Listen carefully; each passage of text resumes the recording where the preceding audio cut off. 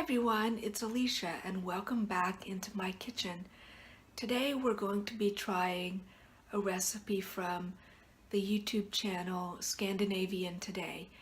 They're a great channel that shares a lot of classic and modern Scandinavian recipes, and I love their channel. I've been subscribed to them for a long time, and it's great to try the different recipes because I have Swedish ancestry in me, among lots of other ones. Being an American, I'm a mix of a bunch of stuff, as many Americans are. But anyway, I've always felt a strong connection to Sweden and Swedish culture and Scandinavian culture and learning more about them.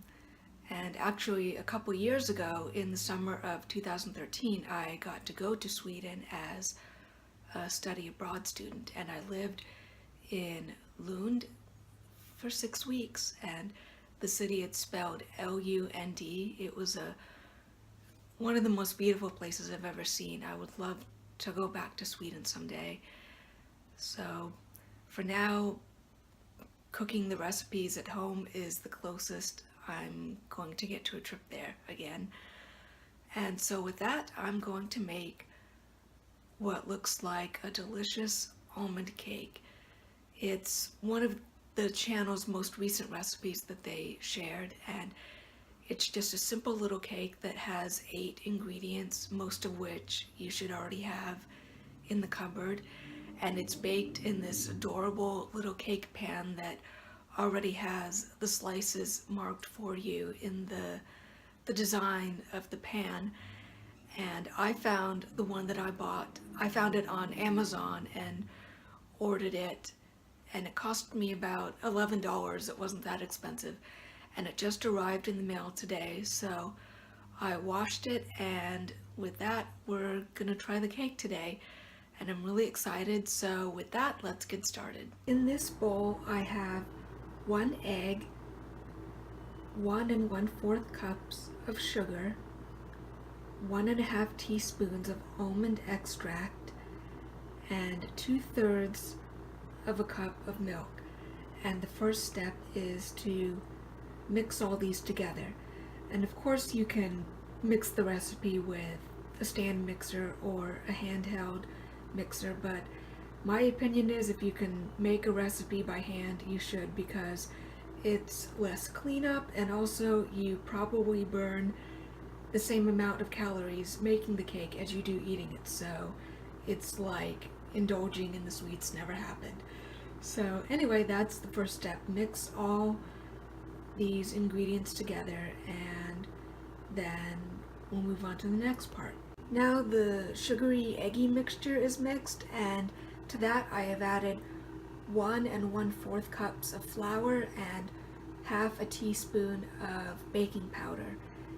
And now I need to mix that up, and I can add the last few ingredients once that's done. Now the flour's been added, and lastly what you need to do is to cream in 1 stick of softened butter. And here is the finished cake batter.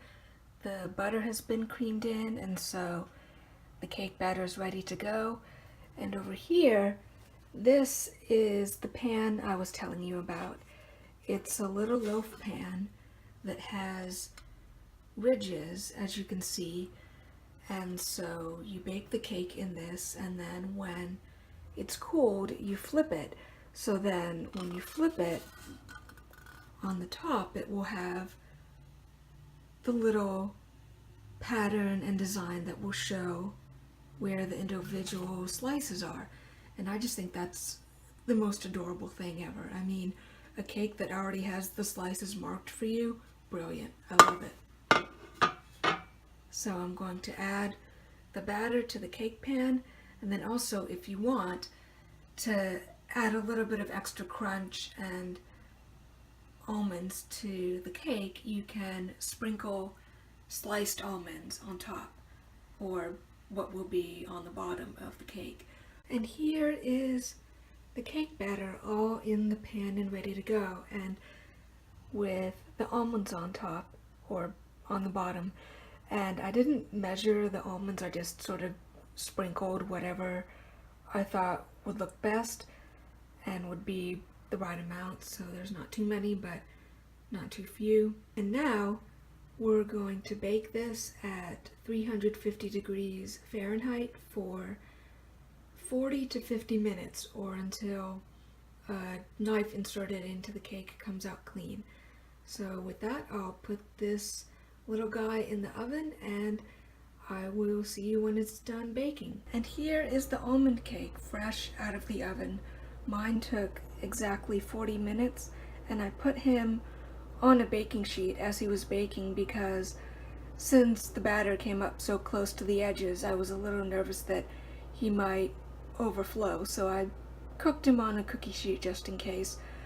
But there were no issues and it turned out perfect. And oh my gods, look at this. How gorgeous does this look? This is the bottom of the cake and it's a beautiful golden brown, and it just looked like it came out perfectly. I cannot wait to try this, but for now we have to let this cool down, and then once it's cool we can flip it and see what the top looks like with that adorable little pattern that shows where all the slices are. And yeah, I cannot wait to try this. And here is the almond cake. And yes, we already started eating it because it's delicious. And actually this piece I just had to trim off a little bit because that end got stuck in the pan.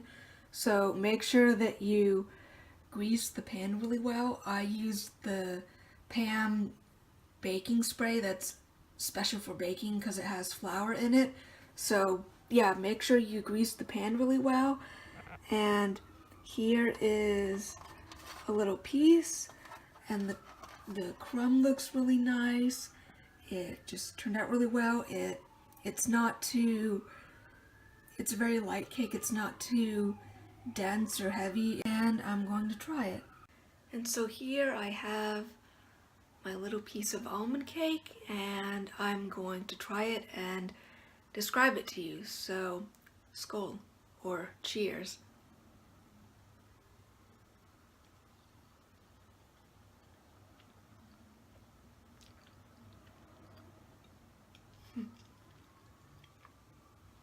It's really good. It's not too sweet, but it definitely has a lot of flavor because of how much almond extract there is in it. And the little sprinkling of the small sliced almonds on the bottom really gives it a nice crunch.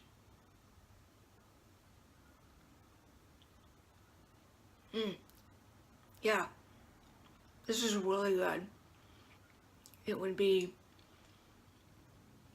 really good as a breakfast cake. I mean, I don't know if it's eaten for breakfast in Scandinavia.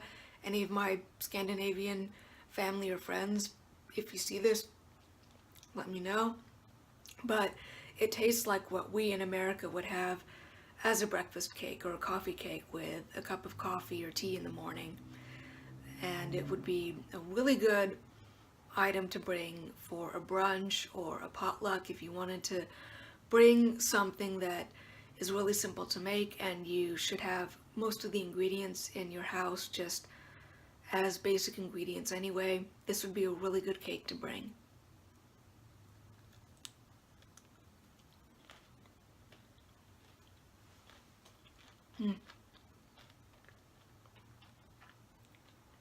I just got some of the almonds in this bite.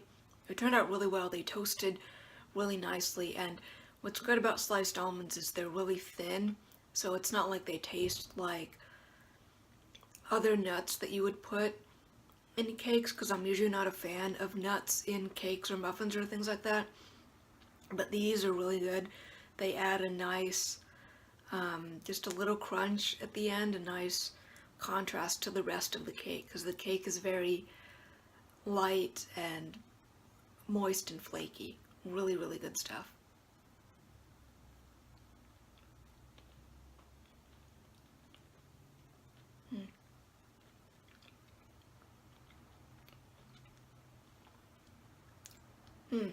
Excellent. As you can tell, I highly recommend this cake because I keep eating it, and because, as you saw in the shot of it when it was flipped over, I had cut a few slices because just as I took the cake out of the oven, my mom came over to visit, and so once the cake was cool and we had turned it over, I let her take some home. And so I hope that she likes it too. So yeah, that was my first time baking and trying Scandinavian almond cake, and I am definitely keeping this recipe. This is gonna grace many a family table or get together in the future, and I will leave a link to where I got the special pan for it in the description below. I will also link the original recipe video from Scandinavian Today, and I'll also post the recipe below. So thank you for watching, and I'll see you next time in my kitchen. Bye!